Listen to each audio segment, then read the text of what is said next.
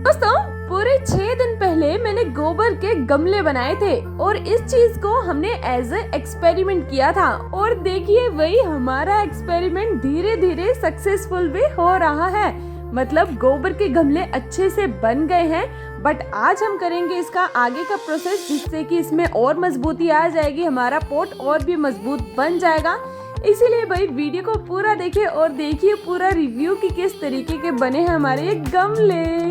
जय श्री राधे दोस्तों क्या आप सबको याद है पूरे 6 दिन पहले हमने गोबर के गमले बनाए थे और इस अटपटी सी चीज को मैंने एज ए एक्सपेरिमेंट किया था।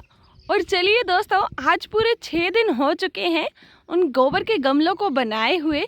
तो चलिए मिलकर देखते हैं कि वो गोबर के गमले बन गए हैं या फिर टूट गए हैं या फिर उनके साथ क्या सीन हुआ है। तो ये देखिए दोस्तों, ये रहे गोबर के गमले। और जैसे कि मैंने आप सभी को इन सभी को बनाते समय ये बात भी कही थी कि ये पूरे 6 से 7 दिनों के बाद सूख जाएंगे।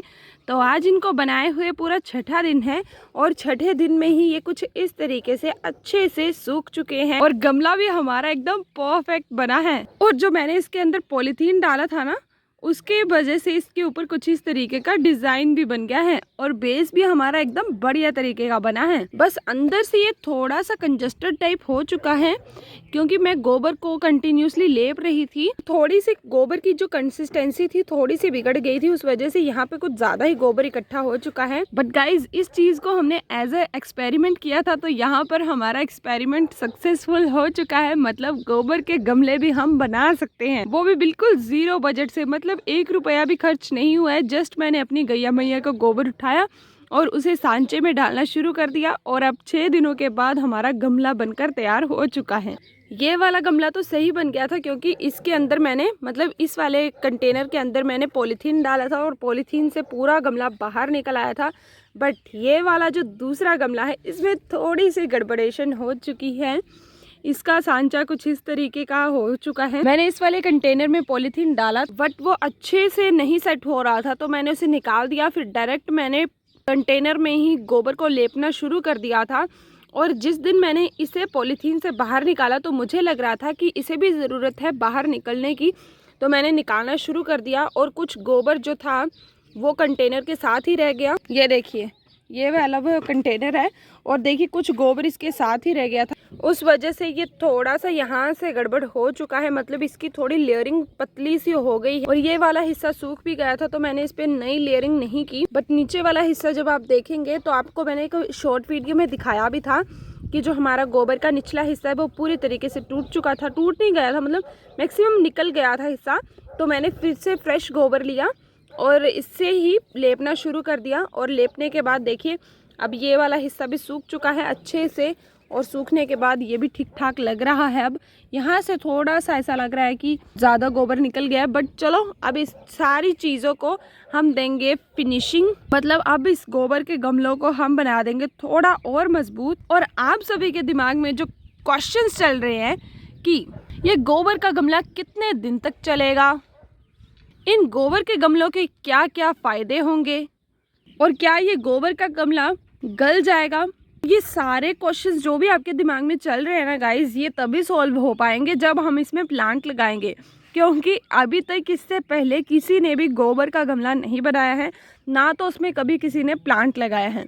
अभी तो मैं कह रही थी कि एक एक्सपेरिमेंट चल रहा है। जब ये एक्सपेरिमेंट सक्सेसफुल होगा तभी हमारे ये सारे मिस्टीरियस क्वेश्चंस का हमें आंसर मिलेगा। अभी आंसर पाना है तो सबसे पहले हमें इसे थोड़ा और मजबूत बनाना पड़ेगा। ये नहीं कि जैसे प्लांट लगाया वैसे तर तर पूरा गोबर बन जाए। तो इन गोबर के गमलों को थोड़ा और मजबूत करने के लिए मैं यहाँ पे इस्तेमाल करने वाली हूँ इस मिट्टी की। ये मिट्टी हम अपने खेतों से लेकर आए हैं और ये मिट्टी होती है दोस्तों ऐसी मिट्टी जो कि काफी ज्यादा हार्ड होती है, मजबूत होती है। इसका इस्तेमाल हम अपने घर के रसोई घर के चूल्हे बनाने के लिए करते हैं। और इस मिट्टी में ना तो आपको कोई रेत पत्थर कुछ भी दिखाई नहीं देगा।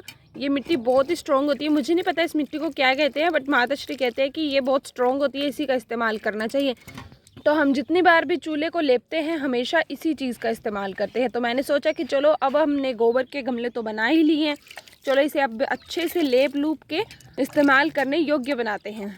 तो सबसे पहले मुझे इस मिट्टी को गीला करना पड़ेगा कुछ इस तरीके से, क्योंकि ये मिट्टी अभी गलेगी उसके बाद ही यूज़ के लायक बनेगी। एकदम सॉफ्ट टेक्सचर हो जाएगा इसका, तब हम इस्तेमाल करेंगे इसका।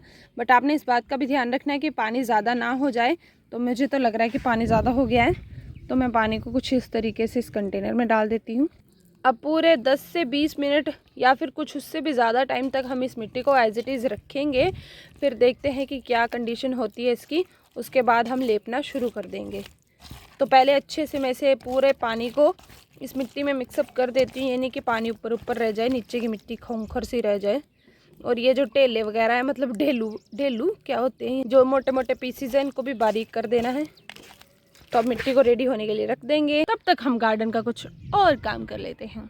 तो दोस्तों अभी 10 से 20 मिनट हो चुके हैं और हमारी ये मिट्टी एकदम तैयार हो चुकी है गोबर के गमलों के ऊपर लेपने के लिए। देखिए पहले जैसे हार्ड पीसीज थे इसमें, वो सारे अब भुरभुरी इस मिक्सचर में कन्वर्ट हो चुके हैं। बस यही मिक्सचर चाहिए था हमें।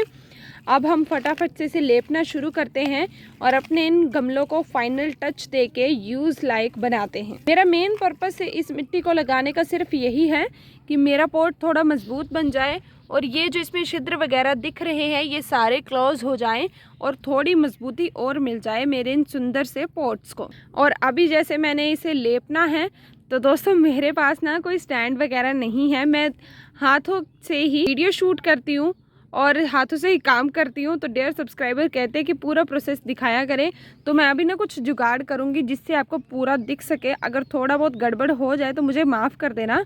तो दोस्तों अभी मैंने मटके के ऊपर आप सबको रख दिया है, चलिए अब प्रोसेस को शुरू करते हैं। तो दोस्तों जैसे अभी हमने मिट्टी को इसके ऊपर लेपना है, तो थोड़ा सा हम इसके ऊपर पानी का छिड़काव करेंगे ताकि ये जो हमारी मिट्टी है ये इसके ऊपर अच्छे से सेट हो जाए और कहीं ये दोनों चीज़ें अलग ना हो जाए, क्योंकि ये पॉट अभी बहुत अच्छे तरीके से सूख चुका है। तो थोड़ी इसमें नमी हमें डालनी पड़ेगी, तभी ये इस मिट्टी की लेयरिंग को एब्जॉर्ब कर पाएगा। और देखिए दोस्तों मिट्टी हमारी काफ़ी अच्छे से यहाँ पे तैयार हो चुकी है। अब सिंपली इस तरीके से हम इसे लेपेंगे। मैं ये वाला प्रोसेस फर्स्ट टाइम कर रही हूँ लेपने का, तो मुझे थोड़ा इतना ज़्यादा एक्सपीरियंस भी नहीं है, बट चलो कोशिश करके देखते हैं।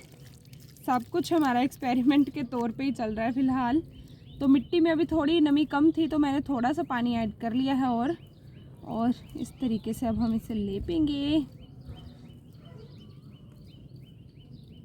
और जब ये मतलब अच्छे से ना लिपे, मतलब मिट्टी अच्छे से सेट ना हो, तो थोड़ा थोड़ा पानी का इस्तेमाल भी करते रहें, तभी ये अच्छे से सेट होगा।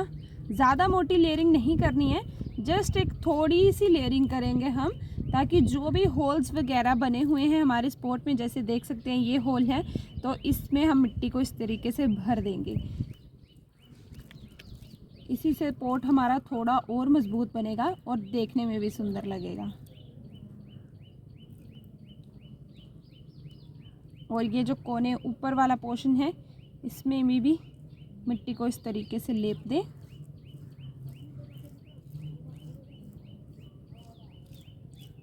वाओ गाइस, बहुत मज़ा आ रहा है यार इस काम को करने में, वेरी सेटिस्फाइंग।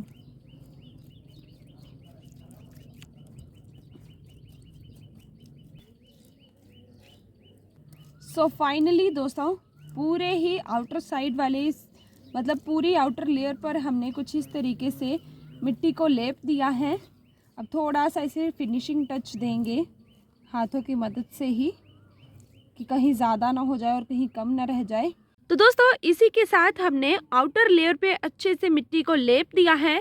अब मैं सोच रही हूँ कि चलो इसी तरीके से हम इनर एरिया को भी लेप देते हैं, क्योंकि मेन चीज़ तो हमारी ये भी है, मतलब इसके अंदर ही हम मिट्टी वगैरह डालेंगे और प्लांट को लगाएंगे, तो ये भी मजबूत होना चाहिए।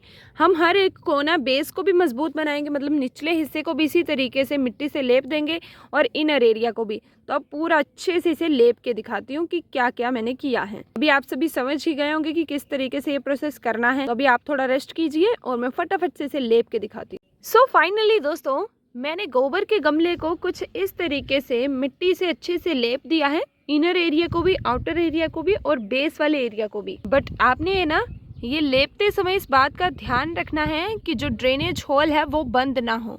मैंने उंगली की मदद से ही कुछ इस तरीके से इसमें होल कर दिया था और अभी भी जब मैंने इसमें मिट्टी को लेपा है तो उस होल का मैंने अच्छे से ध्यान रखा है। यहाँ पे मैंने मिट्टी को नहीं डाला है क्योंकि बिना ड्रेनेज होल के गमला एकदम बेकार होता है और पौधा भी उसमें मर जाता है, इसीलिए मिट्टी को लेपते समय इस बात का आपने ध्यान रखना है। चलिए अब इसी तरीके से दूसरे गमले को भी अच्छे से लेप देते हैं। और इस गमले में तो काफी सारे डिफेक्टेड पीस हैं, इन सभी को हमने इस मिट्टी की सहायता से सही करना है। तो अब सही करके दिखाती हूँ क्योंकि प्रोसेस तो आप सभी समझ ही गए हैं ना, सेम प्रोसेस है। तो फाइनली दोस्तों दोनों गमलों को मैंने कुछ इस तरीके से मिट्टी से लेप दिया है और दोनों ही देखने में बहुत ज़्यादा क्यूट लग रहे हैं और साथ में अब इनमें मजबूती भी बहुत ज़्यादा हो गई है और साथ में ड्रेनेज होल्स भी हमारे एकदम परफेक्ट निकले हैं। ये वाला गमला देखिए जो पूरा ही डैमेज सा लग रहा था, मतलब इसके हर एक पोर्शन में बड़े बड़े होल्स क्रिएट हो गए थे क्योंकि इसका मैक्सिमम जो पोर्शन था